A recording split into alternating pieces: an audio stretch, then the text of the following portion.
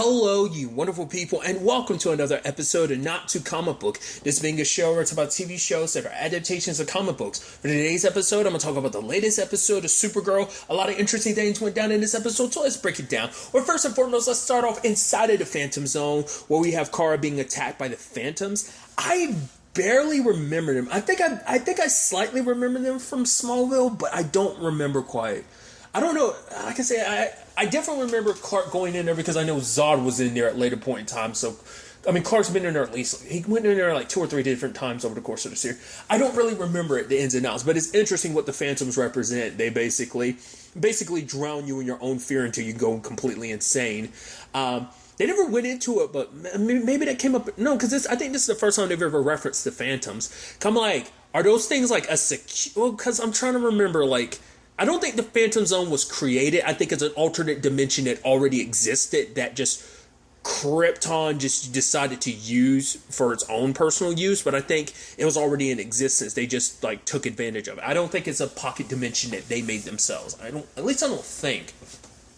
But because I'm about to say, like, I guess the Phantoms might be natural-born residents of that world, maybe, because that's what's wondering. Like, never really went into where they came from and why they're there. I'm assuming they're from that world, maybe. But interestingly enough, Kara isn't alone in that world. It makes you wonder who else is potentially in that world. Well, that is a complicated thing, as we learn later on about the way the Phantom Zone works. Because of Crisis, whereas everything collapsed into one timeline, one world, the opposite happened to the Phantom Zone. So now it's splintered off into multiple worlds, into multiple pocket dimensions. So pinpointing where Kara is going to be it's finding a literal needle in a haystack.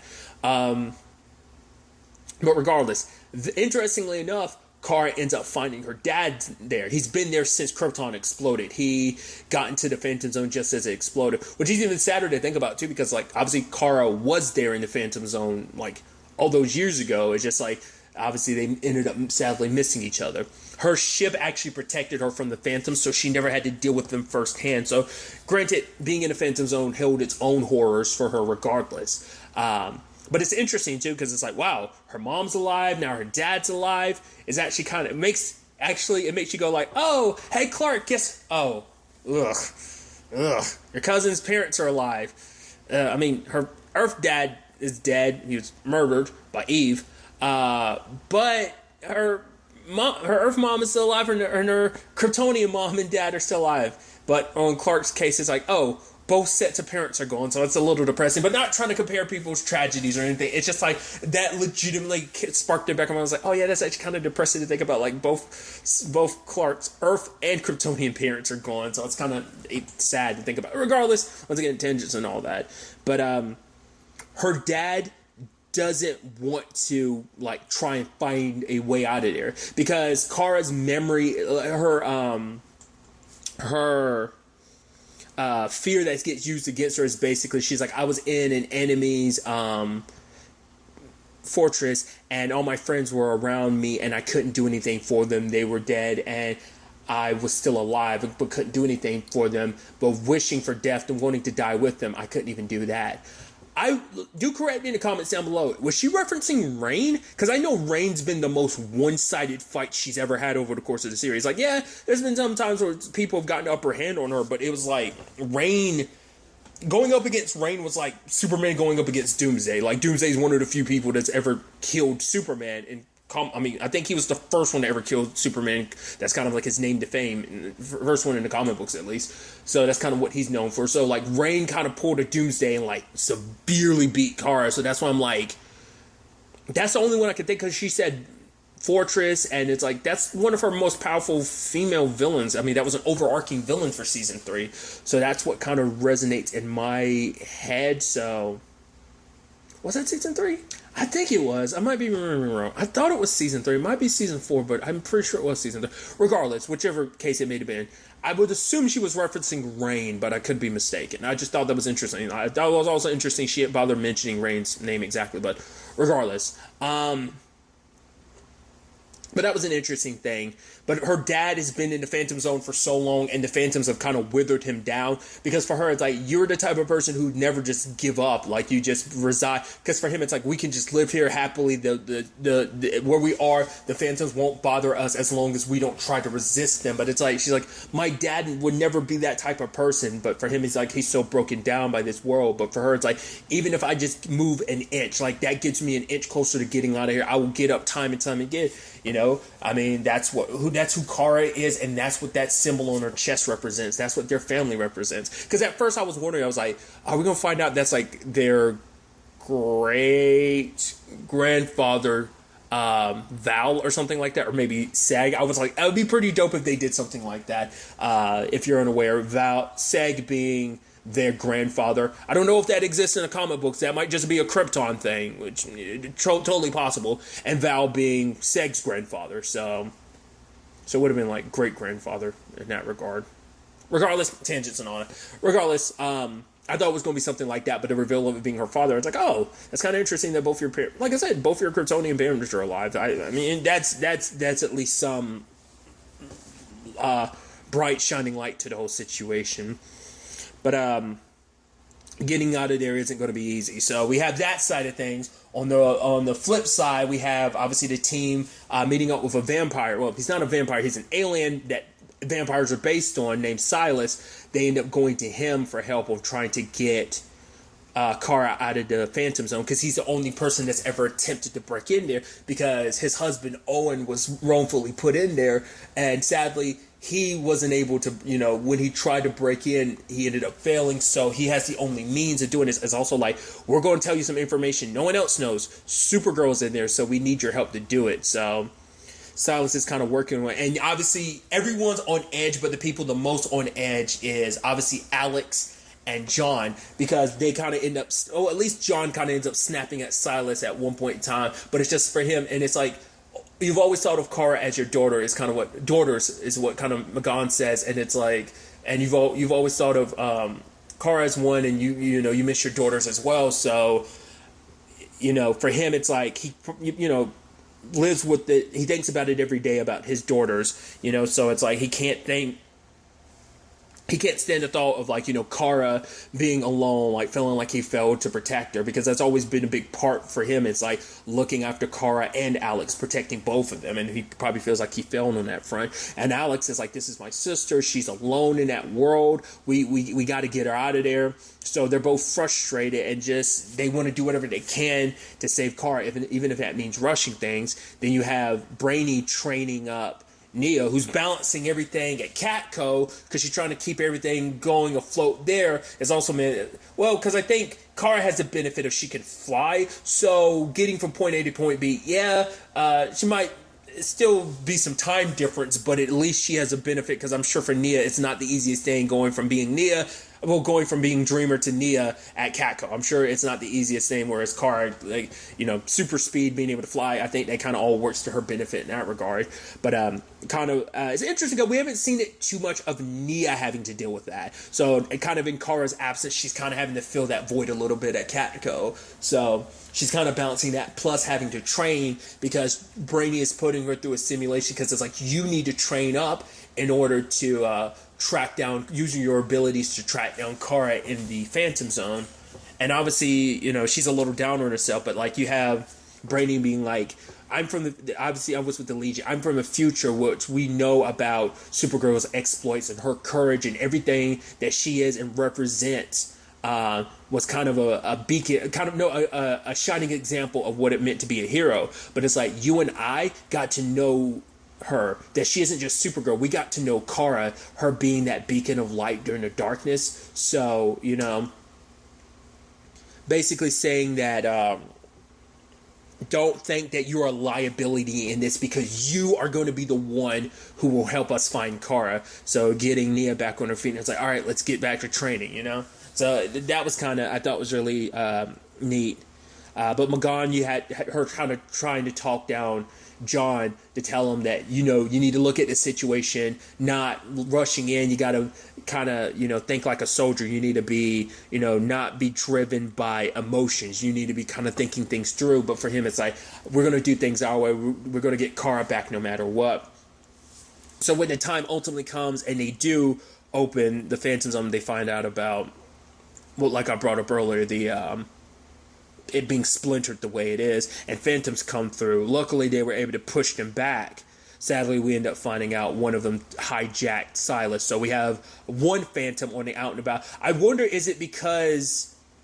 did it possess him again and open a portal? Or is it now that it's on the other side, it can just freely open a portal into this world? Like that's the question. Like, how did it open a portal into their world? Or maybe it's some other world they were going to later on when Kara and her dad see him. I'm assuming that's him heading to Earth, but it's like, how did you manage that whole situation? Not unless they went back to where the portal was and opened it from there. I don't know.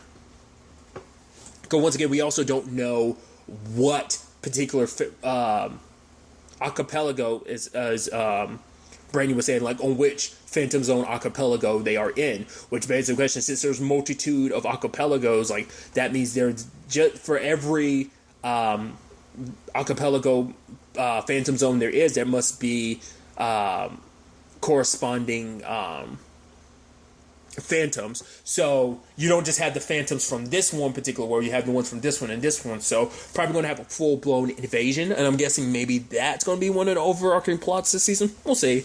But I also thought it was interesting too, since Kara and her dad are in one particular version, what about the other versions? I'm assuming one of those is going to include Owen, whether or not he's in the same one that Kara and her dad are in, which I'm going to lie to you, I got that suspicion, just like I got the I'm suspicious of the Speed Force on the Flash. I'm kind of suspicious of her dad being like, there's something up with that. Maybe it really is just her dad and he's just kind of been beaten down by like all the phantoms in that world, kind of drowning in his own fear. But I'm like, I don't know, it just seems a little off. That I'm just like, I'm expecting something where it's like either he's possessed by a phantom right now, or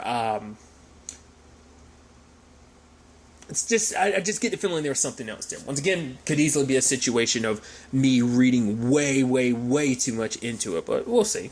But since I brought it up earlier, Catco, it is interesting because Andrea's like, yeah, we're going to be covering this whole thing about Lex. As even William be like, that says guilty. It's like, yeah, but prior to someone like super important being dead, we would kind of write the obituary anyway, so it's kind of the same thing. But it's so interesting because she's trying to make it seem like, yeah, we're going to have cover to cover about guilt, Lex's guilt, because we all know it. Because obviously for her, it's more of a middle finger because he ended up destroying Obsidian North, so this is her way to kind of give back by using what the only business she has left in her reigns, Catco, and using it to run his name into the mud because it rightfully deserves to be run through the mud. But it's just interesting that she's using it.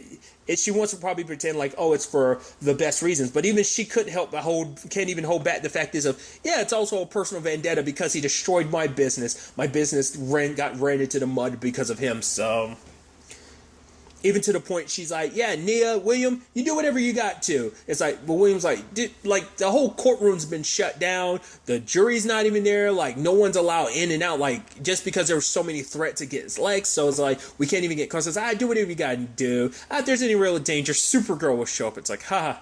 Irony behind that. Plus, she's trying to get an interview with Lena, which Lena was like, oh, I thought we were having a friendly conversation. Middle fingers to that. Because obviously Lena remembers everything from the original timeline, even though Andrea doesn't. So she remembers a lot of the stuff from this timeline, but also pre-crisis about where they kind of stood on a lot of things. So I'm sure a lot of that's kind of make her go like, yeah, you want to try and stab me in the back, corner me like that so you can get your interview? Like, oh, I thought this is us being friends and everything. It's like, no, you're just trying to further your own. You're just being selfish and trying to further your own situation. Again, all right, cool.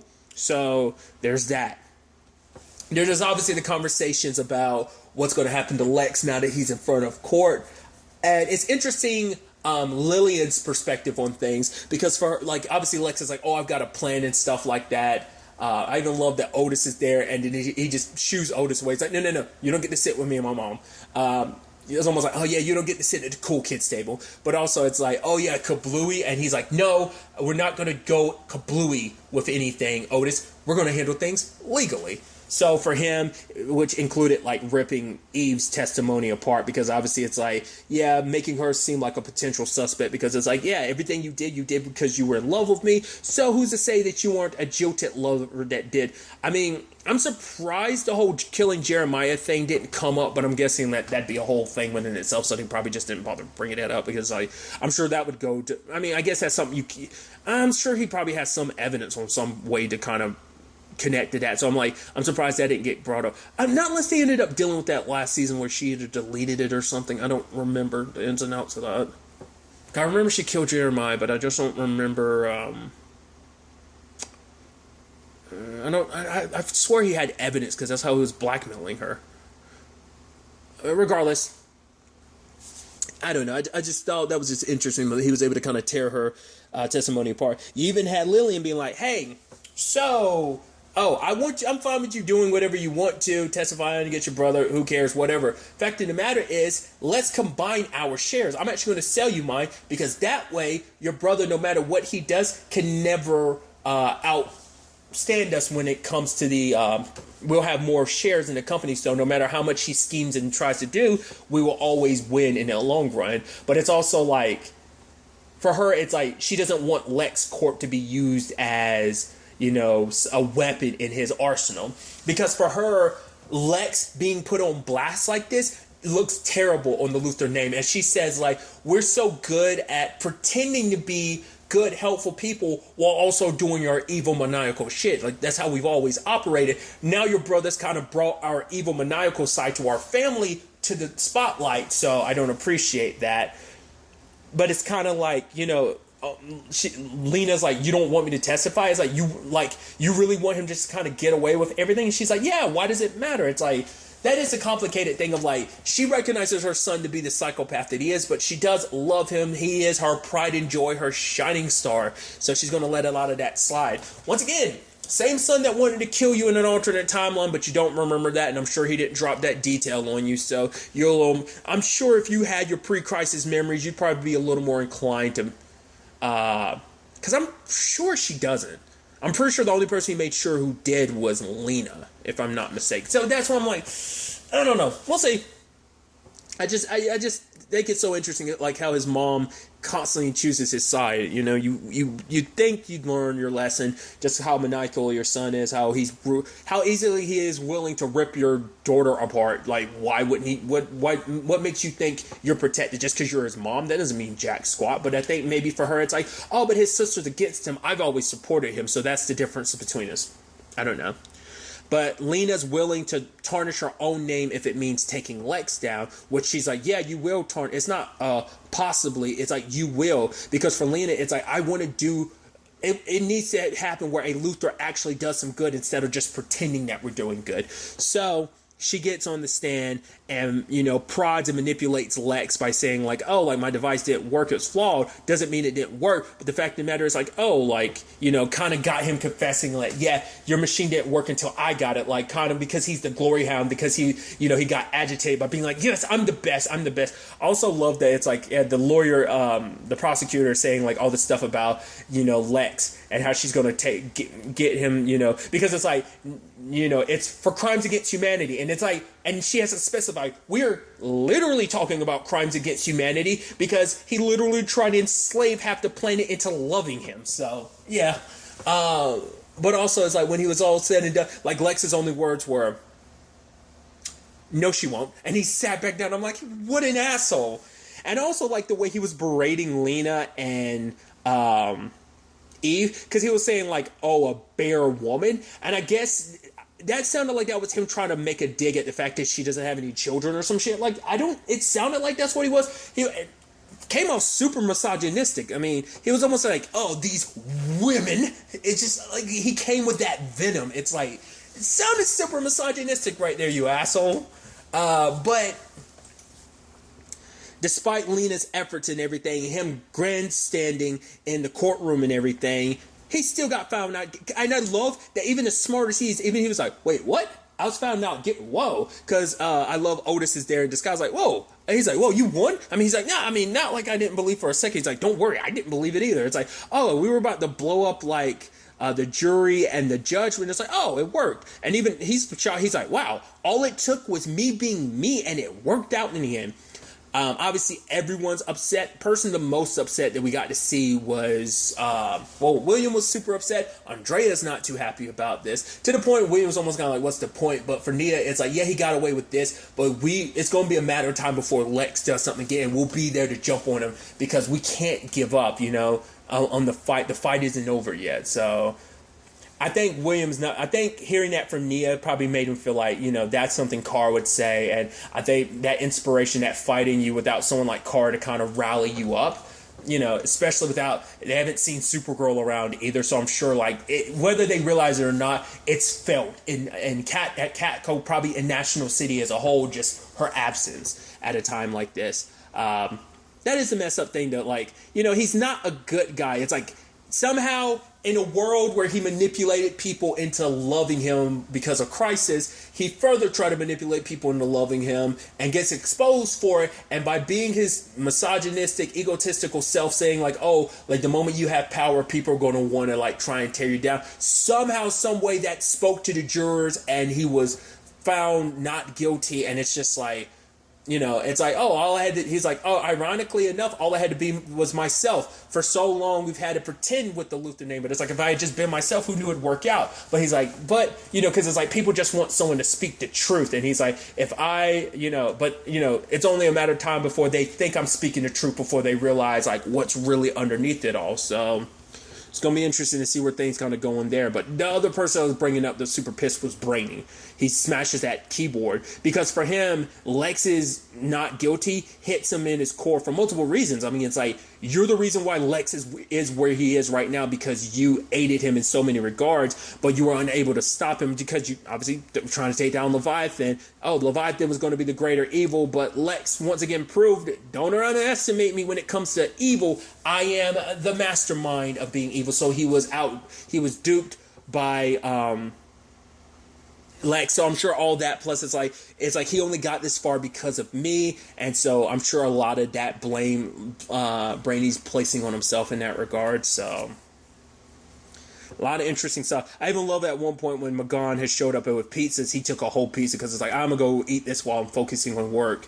But you have John agreeing with Magon because it's like, because of my rashness and everything, I almost got us I could have lost all y'all today. So it's like, we are going to keep at this, but I'm going to have to look at this from the perspective of a soldier, not clouded by emotions. I need to focus on this, and obviously everyone's dealing with it because, Alex is scared that what if things don't work out? What if she never sees her sister again? Her sister's all alone in this world. The more time they wait, the longer Kara's got to be in there by herself.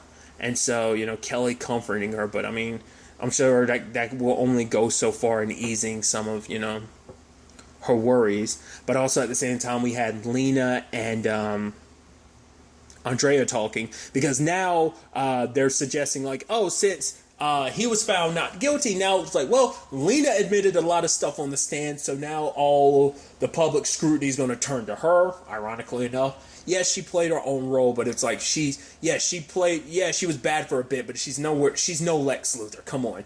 Once again, man so obsessed with power, he was willing to endanger the multiverse to do it. Not just was willing to endanger it, he did endanger it by killing Superman from another world just to become one of the paragons, to be able to be in a position where he can be powerful and rewrite his story and be the hero. Which is so interesting that, once again, no one's the villain of their own story. In his mind is doing all the terrible things I've done. Yes, but that's because I'm doing what's necessary, because I am the hero, He's always seen himself as the hero, and now he just has people viewing himself that way. And I think, ultimately, that will be his undoing. You were kind of thinking to be in his undoing at this point in time, but nope. So I'm actually kind of surprised by that. So, because once again, the trailer only covered basically everything in the first episode, so I wasn't sure how much Lex was going. It's like, oh, we're going. I mean, he is the biggest Kryptonian baddie. He's the ultimate Superman villain, so it makes sense for him to. It's like, yeah, I mean, since we've had him since season 4, it's like, yeah, and he's back in season 5. It's like, it makes sense for us to full-blown go of him being like the main antagonist. I'm sure like this whole Phantom situation, Phantom Zone thing is going to play a key part in that. Like maybe that might usurp him as the main thing. Like he might be the main thing for the first chunk, and then, well, I don't, like I said, because I was curious about that too, whether or not like him and something else were going to coexist at the same time, and it seemed like that might be the case. But it's definitely going to be interesting to see how ultimately how this all ends up playing out. Lena making a promise that if the justice system won't do anything about Lex, she'll do it herself, which, let's not forget, she took it in her personal hands beforehand, killing her brother. But now she has a chance to, it doesn't erase what she did, because he remembers and she remembers, but it is a situation of now she has an opportunity. Hopefully she won't make that mistake again, because that's going to haunt her forever doing that. Like, she should never have to cross that line to take down someone like Lex, because he isn't worth kind of staining yourself. I mean, you kind of already stained a little bit because everything going on right now. So for her, she might think like, oh, especially without Kara there to kind of hold her back, especially because it's like all that he did. I mean, he trapped your friend, your former best friend, now working your way back to being good friend inside the Phantom Zone. So it's definitely going to be interesting to ultimately see where all of this ends up taking us going forward into the next episode. But really, that's all I'm going to talk about. Till the next time we meet, be happy, be safe, live life to the fullest, and enjoy it. Good day, and goodbye.